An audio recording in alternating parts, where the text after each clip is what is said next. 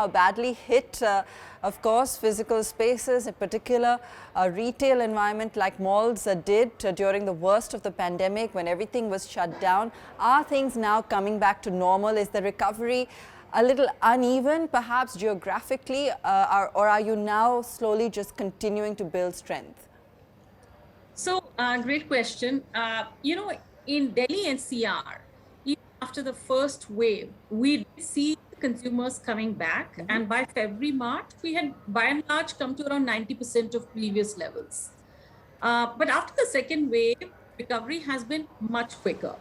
I mean, August, we were back on track, and luxury, especially when I talk about it, what I see is that because the international travel has been restrictive the past year and a half, we're seeing two very interesting trends in the brick and mortar space. Okay. At Emporio and Chanakya, we're actually seeing newer lot of consumers who would only shop overseas.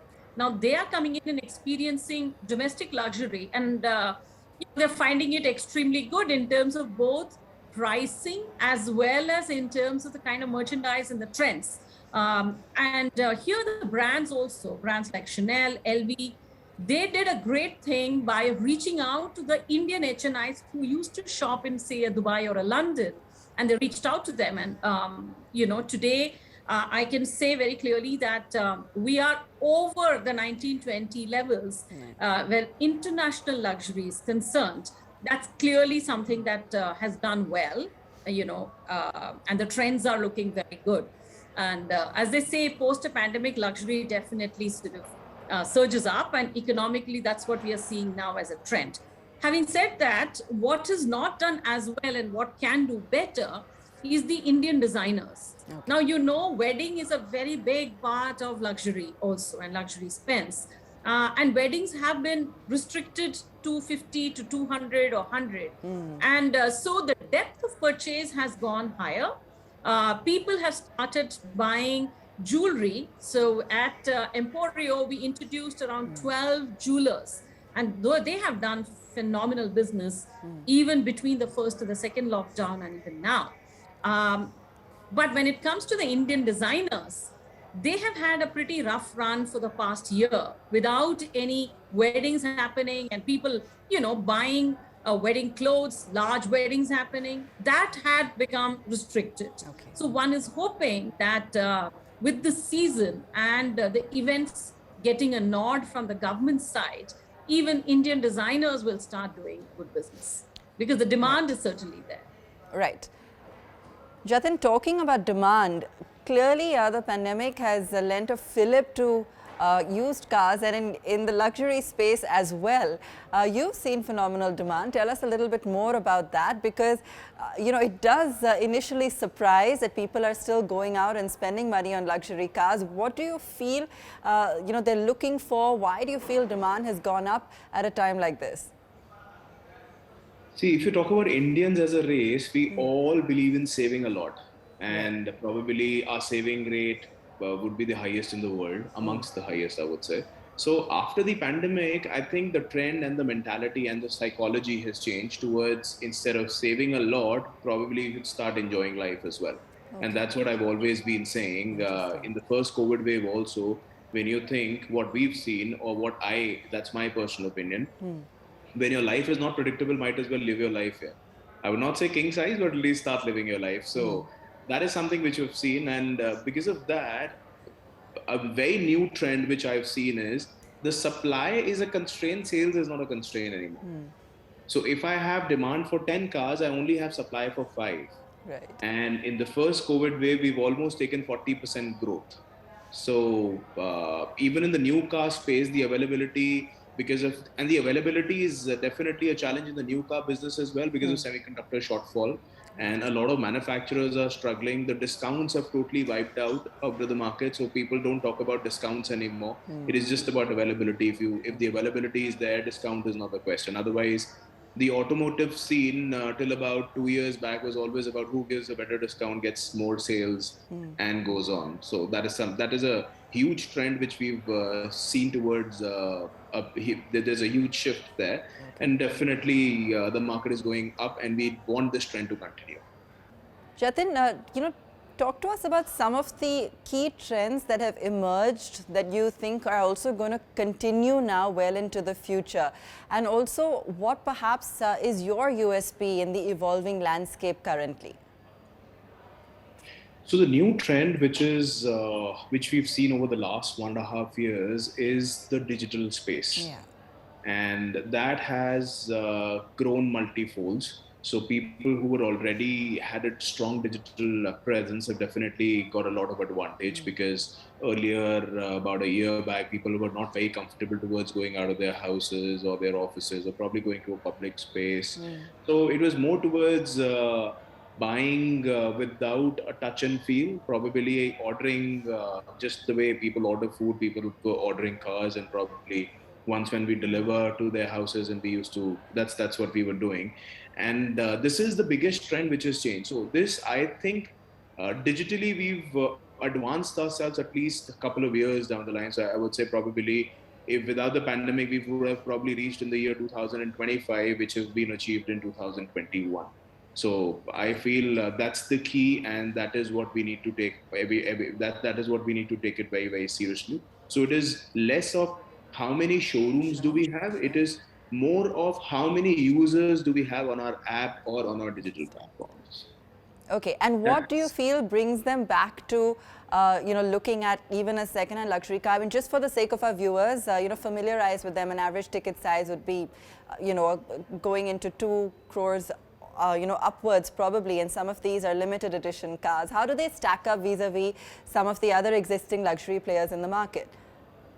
So we have a very unique spot as far as the Indian automotive market is concerned. So we start from 50 lakhs, probably starting from an S class or a Mercedes 7 Series, BMW 7 Series, or a Mercedes S class, or let's say an Audi A8. Okay. Going forward to Lamborghinis, Ferraris, Rolls Royces, I would have 2, 3, 4 Rolls Royces, a couple of Lamborghinis. So I'll give you an example. We have a Lamborghini Aventador SPJ, which is about 5.5 crores for a pre-owned car. So whatever highest as far as this country goes is available with us. Okay.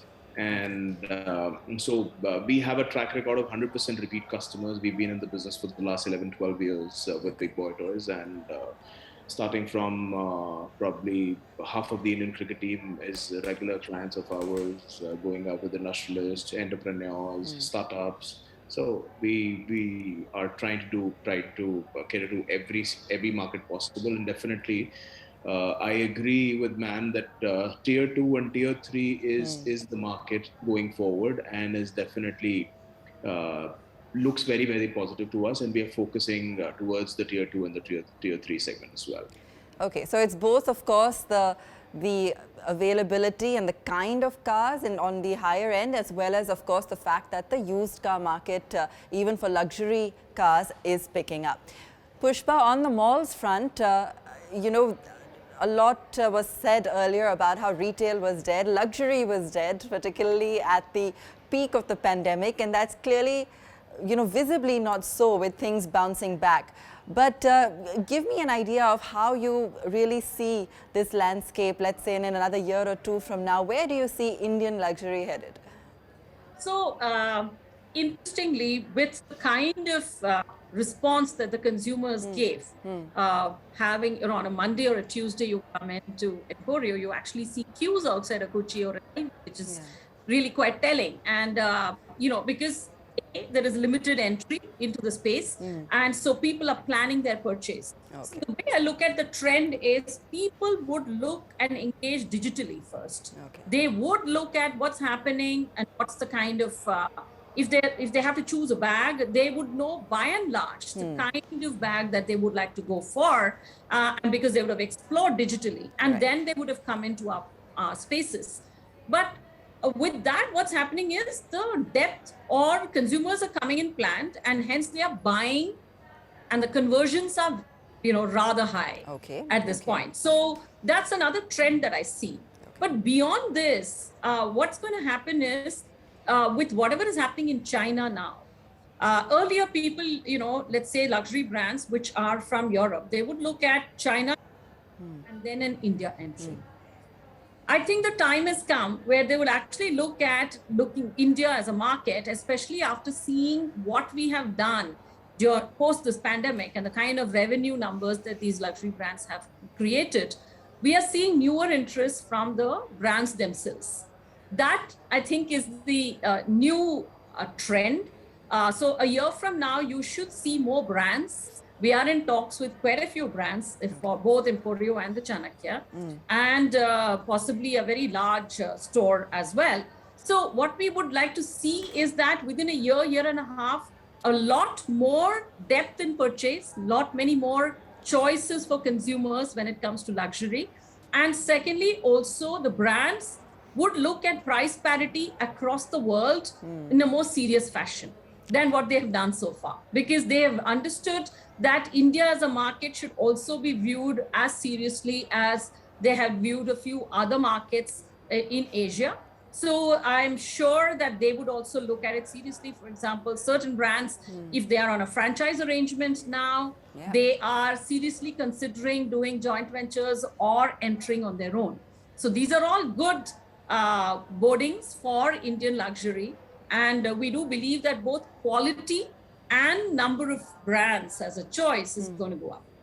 Wonderful. Thank you both so much for joining us today on BT Brainstorm. Great chatting with you and getting an insight into some of the trends that are shaping the luxury industry here in India.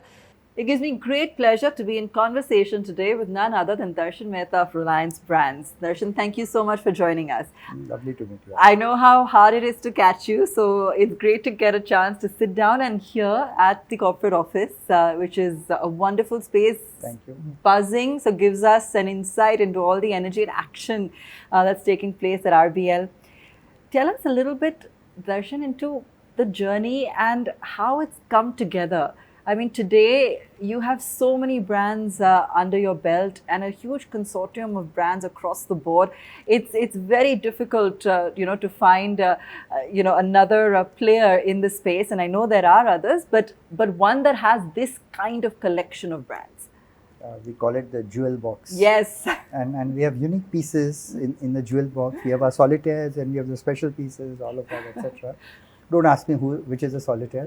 Okay, it's not fair. But I mean, it's obviously very fulfilling and yet very exciting, because at times when you look in the rearview mirror and see, how far and how long we have come, it's obviously very satisfying. But when I look at the windshield and see where we are going, I think there's far more exciting ahead. So it's a toggle between the two. 2021, we completed 11 years since the time we opened the first store. Right. And about 13 years since I started the company. Here we are. Has the definition of luxury changed? Has it evolved organically? Has it been a Reliance Brands that helped to shape that identity? Is the culture in India changing in terms of how they're perceiving what we call as luxury? Good question. Thank you for asking, but in a big way. When I started, and many of us who grew up in the 80s and 90s, middle class Indians, we were always taught that if you have it up here, you don't need to show it here. Right.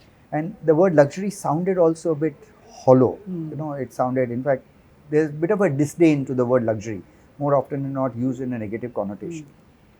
I think through lots of storytelling, because luxury is about heritage, it's about history, it's about all the efforts that have gone into a lovely dress or a pair of shoes, all of that, etc. And doing it consistently, we've now seen a full swoop where customers come and actually talk about what's gone into a beautiful jacket, or what's gone into a particular denim that someone's wearing. And understand, as I said, a combination of the artisanality, the contemporariness, and at multiple levels, at the fabric level, at the stitching level, all of that, etc. So the theatre and the storytelling that luxury puts up, has actually paid off. I mean, we did see some hit in COVID, but of course, have we bounced back significantly? As you said, there has been some adoption online, but when it comes to the luxury experience, how does one compensate for that if they're not able to really go into a store and really live it? No, absolutely. And I don't think it will ever be substitutable. I think in a country of the scale and size of India, more importantly, finding people with the purchasing power and the aspiration to spend, a combination of two, is like finding needles in a haystack. You know, so we all know there are pockets of rich people from Coimbatore to Ludhiana to Guwahati to Vizag to Surat. You know, I can name cities. Physical retail and all the associated theatre with that is going to take a long time, because unlike the Western worlds, we've not had the infrastructure build out of retail that's happened in this country, which we are all aware.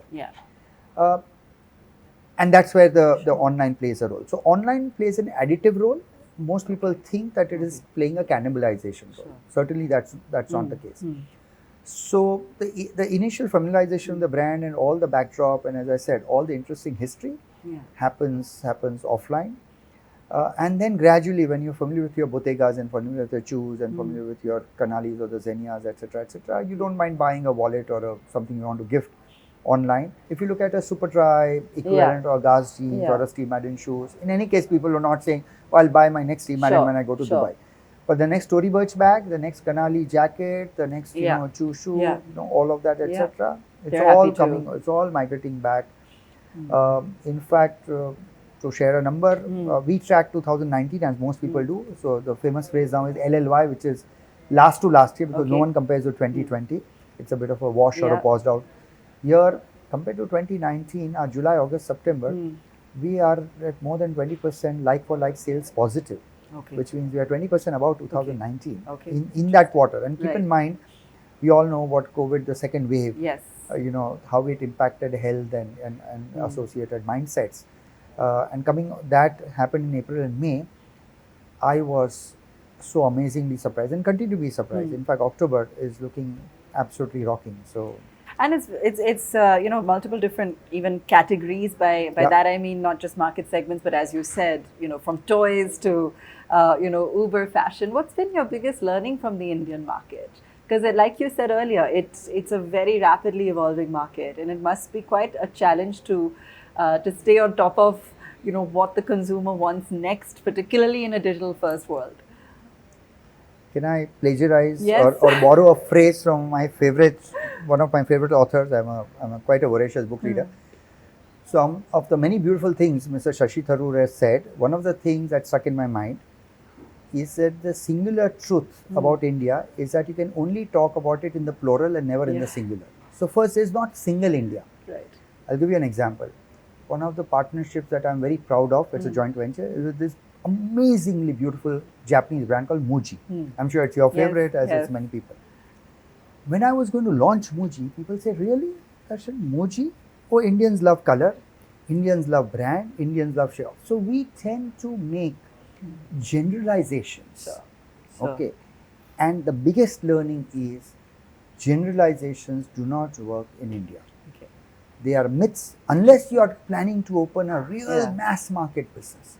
There are multiple Indias coexisting. There is a super sophisticated evolved India. There is a cosmopolitan India.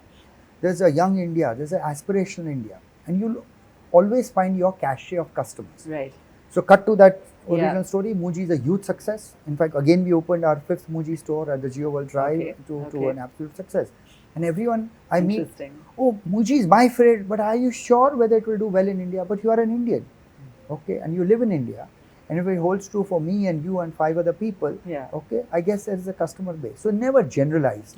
What's the most recent addition to the RBL basket?